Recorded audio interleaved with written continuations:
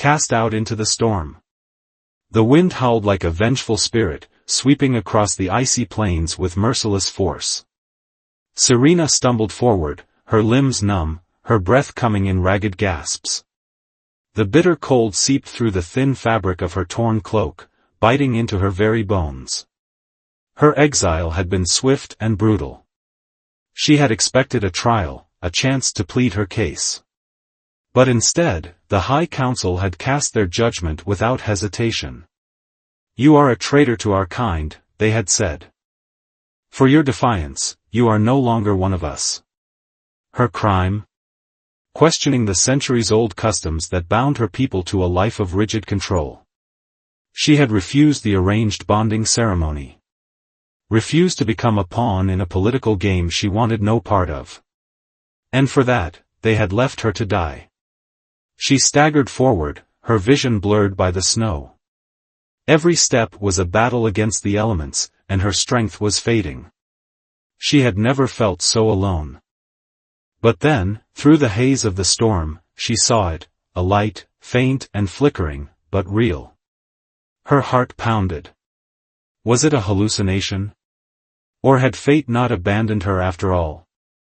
The human medic. Inside an isolated research station, Jaren studied the monitor with narrowed eyes.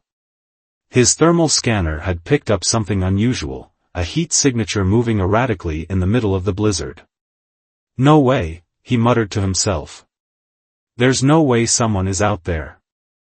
The planet was barely habitable, its surface covered in endless ice and deadly temperatures.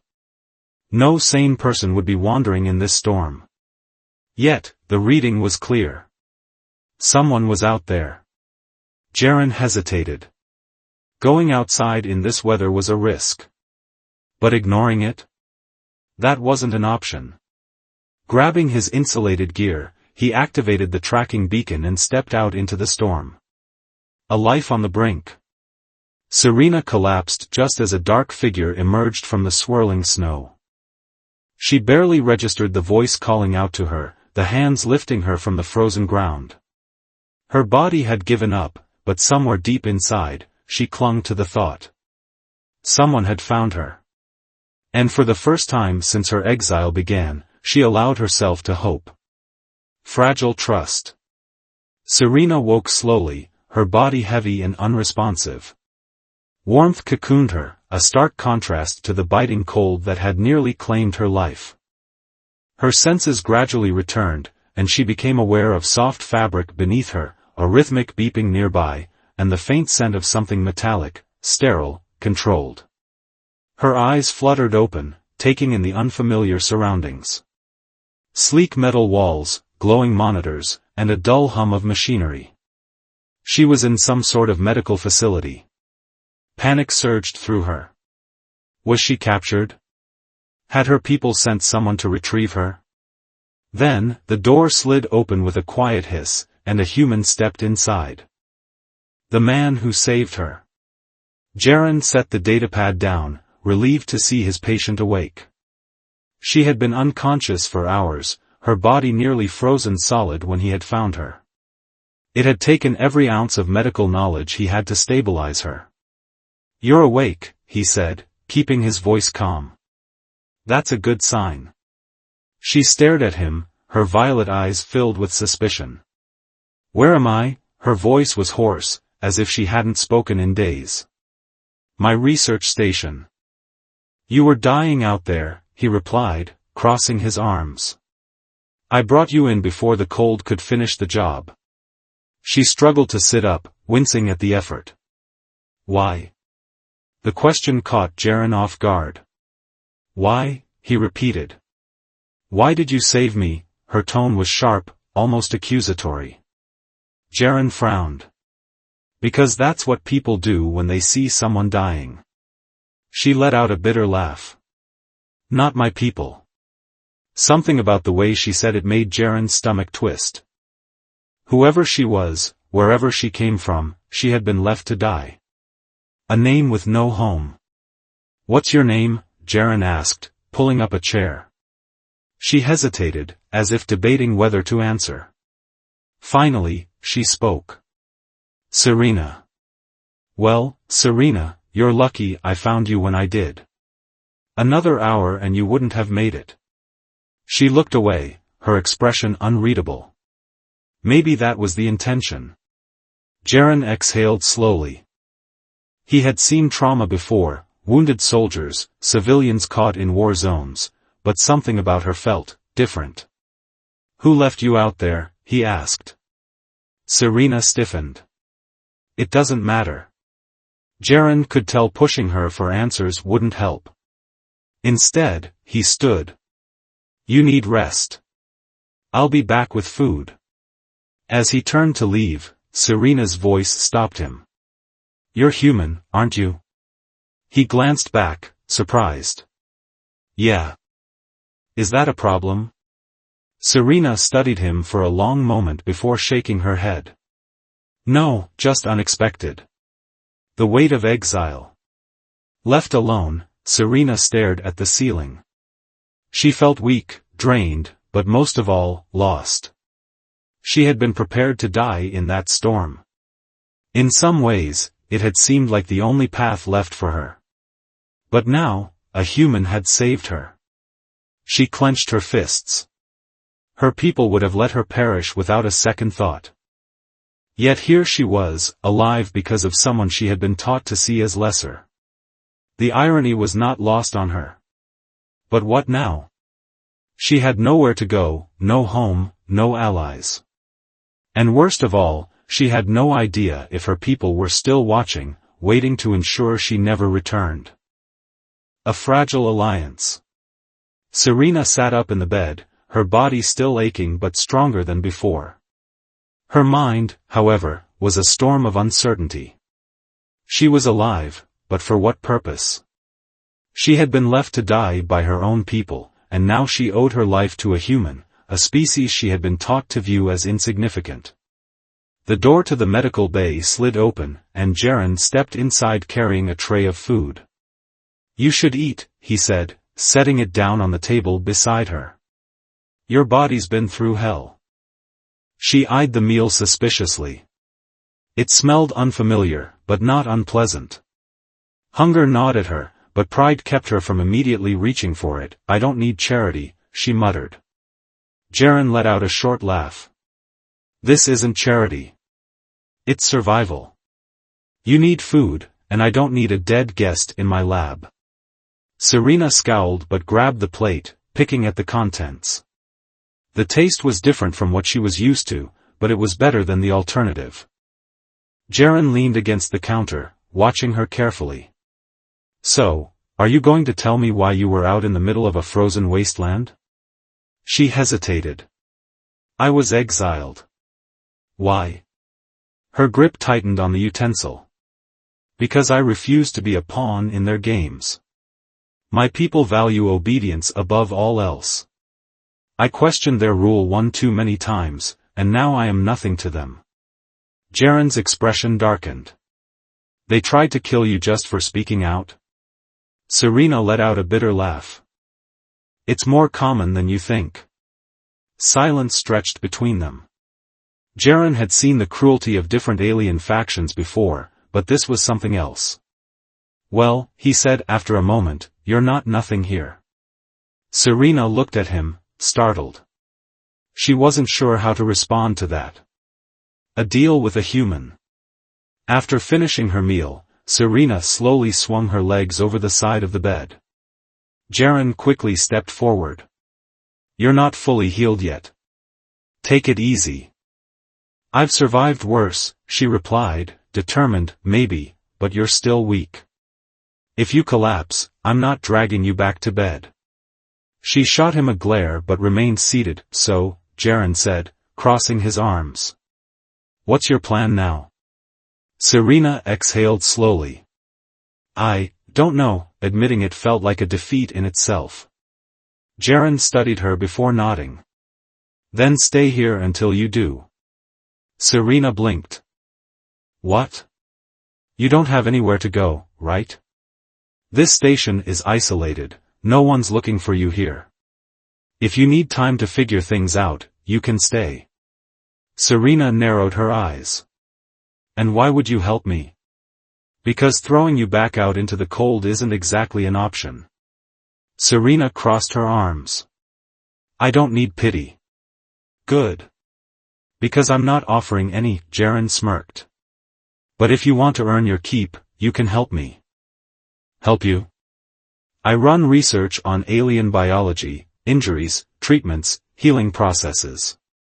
Your people aren't exactly open to sharing their medical knowledge, so having you around would be useful. Serena considered it.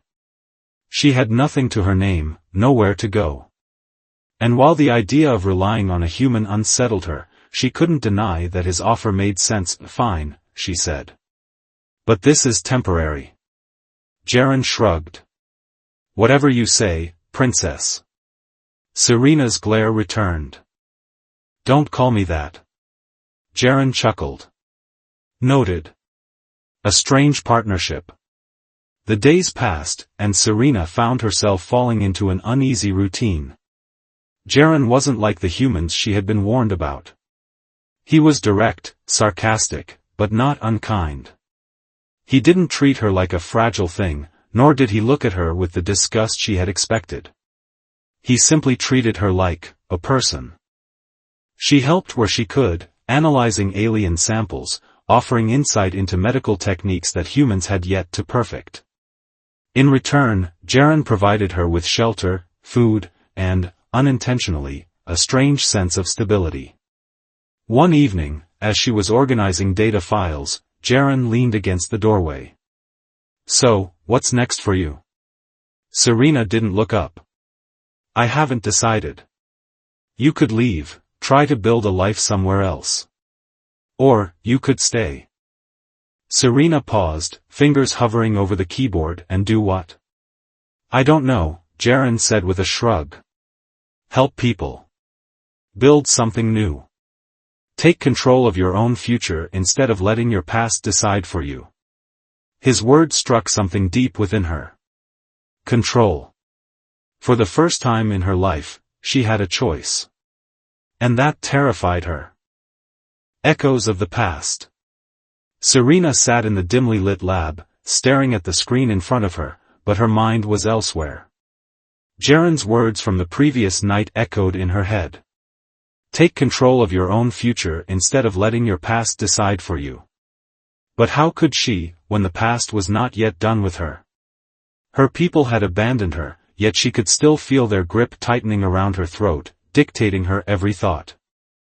She had spent her entire life being molded into something she never wanted to be, and now that she had the freedom to shape her own path, she found herself paralyzed by the sheer weight of it. You're thinking too hard again, Jaren's voice cut through the silence, snapping her out of her thoughts. She glanced up to see him leaning against the counter, arms crossed, watching her with an amused expression. You're assuming I think at all, she shot back, a smirk tugging at the corner of her lips. Jaren chuckled. Well, when you sit there brooding for hours, it's kind of obvious. What's on your mind? Serena hesitated before answering. Even if I try to move forward, my past won't just disappear. It will catch up to me eventually. Jaren studied her for a moment before sighing. Look, I'm not gonna sit here and pretend I understand what you've been through. But I do know that you're here now, alive, and that means you have a choice. You can keep running from your past, or you can face it head-on. And what if I fail? Then you get back up, Jaren said simply. That's what survival is, isn't it? Serena didn't respond. But deep inside, something in her shifted. The uninvited guests. The next morning, the station's alarm blared through the corridors. Jaren and Serena rushed to the command console, and his face darkened as he read the incoming transmission. Unknown ship approaching, he muttered. No identification codes. Serena's blood ran cold. She had spent weeks hidden in this place, safe from her people. But now, she had a sinking feeling that safety was about to be shattered. It's them, she whispered. Jaren's gaze snapped to her. You're sure? Serena clenched her fists. They wouldn't just leave a loose end like me. Then we need to move. Now. But before they could do anything, the station's communication screen flickered to life. A familiar face appeared, a man with cold silver eyes and a regal posture that made Serena's stomach twist. Princess Serena, the voice was laced with mockery. Imagine our surprise to find you still breathing. Serena's heart pounded. Who the hell is this? Jaren asked, stepping forward. The alien's gaze flicked to him, amusement flashing in his eyes. Ah, a human. How predictable. Have you been enjoying your time playing nursemaid to our fallen princess? Jaren's jaw tightened. Who are you?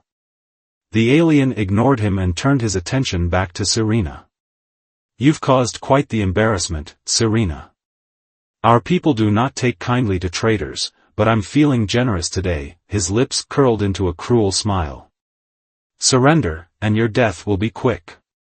Serena's hands outside the station, the approaching ship adjusted its course, ready to strike.